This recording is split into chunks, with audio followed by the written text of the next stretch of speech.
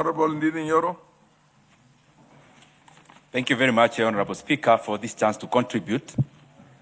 Honorable Speaker, anytime there is a new bill, there must be a problem and there must be a solution you are trying to prescribe.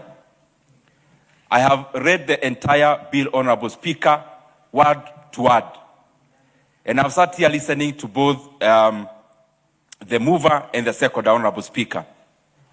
Honorable Speaker, listening and reading the bill, one of the issues it is highlighting is about infrastructure. And you're talking here about roads, airports, and of course water and electrification or energy. But Honorable Speaker, it is important for us to know that reading the bill, all the things that you are purporting to want to do are already being done by Kenya. And all the other things in terms of revenue-raising measures that are being put forward, we also do, except one which I highlight, Honorable Speaker. Honorable Speaker, since independence, Kenya is a respected economy. When it comes to roads, Kenya is the number 3 best paved economy in Africa in terms of paved roads. Only second from South Africa and Nigeria, Honorable Speaker. When it comes to energy and electrification, Kenya is actually number 2 in the entire Eastern Central Africa and actually number 1 in Eastern Africa. And therefore, when it comes to infrastructure, Kenya has always done what it needs to do without the need of introducing a new bill or a new entity with very weak oversight. And therefore, Honorable Speaker, what is it that we are trying to cure or prescribe? Honorable Speaker, our economy is solid out of budget. I was sitting here listening to the contributors and especially the mover and the seconder. And we are here telling Kenyans about how Kenya has not been able to do many things because there was no this kind of bill. But Honorable Speaker, all the development, infrastructural development of our country has always been done and done through the budget. And therefore, when we talk about we need this to build roads, I think we are misleading Kenyans. Kenya has always done this. Honorable Speaker, the second point. Everything in this bill is always and has always been done by Kenya, except one thing. That now, Kenya wants to move away from recording our debt in one book of debt. We are now opening another debt book, which we are calling Infrastructure Fund, Honorable Speaker.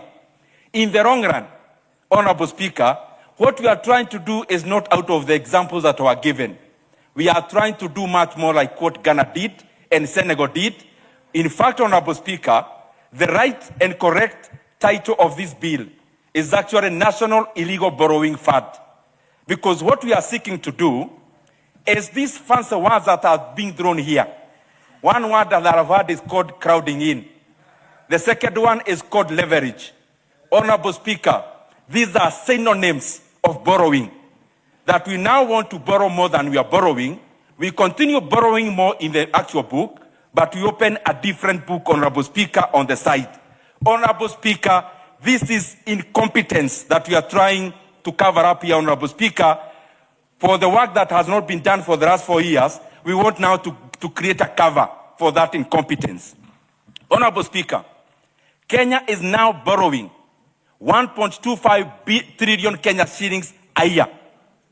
We are therefore borrowing 4 billion Kenya shillings every day. The first question should be, because according to PFM Act, we should always borrow for infrastructural development. Where is the 4 billion shillings going to, Honorable Speaker? Honorable Speaker, because I see my time is almost up, let me go to some of the examples that were given. And I was seated here waiting to hear something different from what I have read.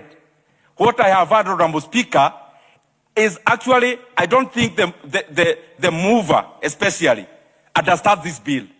Because the example number 1 I had is Future Fund from Australia. The second one is Mubadala from UAE, Honorable Speaker. And the third one is Temasek. Those 3 companies are investment companies, Honorable Speaker. They are not infrastructure funds. And that is why when you go to a company like Mubadala is the number 1 investor, for example, It has invested in companies like Tencent, like Alibaba, and the rest. Honorable Speaker, this is very far. It is the other polar of Mubadala, Temasek, and Future Fund.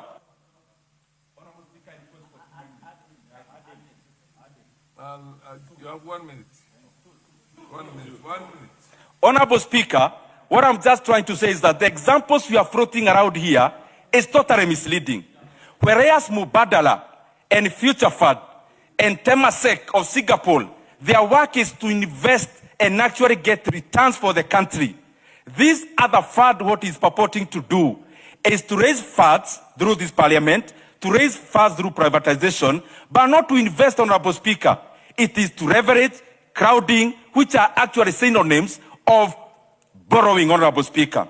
Now we want to give somebody a pass and a throughway to borrow 5 trillion Kenya shillings, Honorable Speaker, and determine how it is spent. Our 4 trillion budget is oversighted by this budget, by this parliament. 400 billion Kenya shillings in equitable share is oversighted by the National Assembly, by Senate, by 47 county assemblies, and here we are debating on how to hand over 5 trillion Kenya shillings into an individual, Honorable Speaker. You cannot be patriotic and support this kind of reckless experimentation, Honorable Speaker.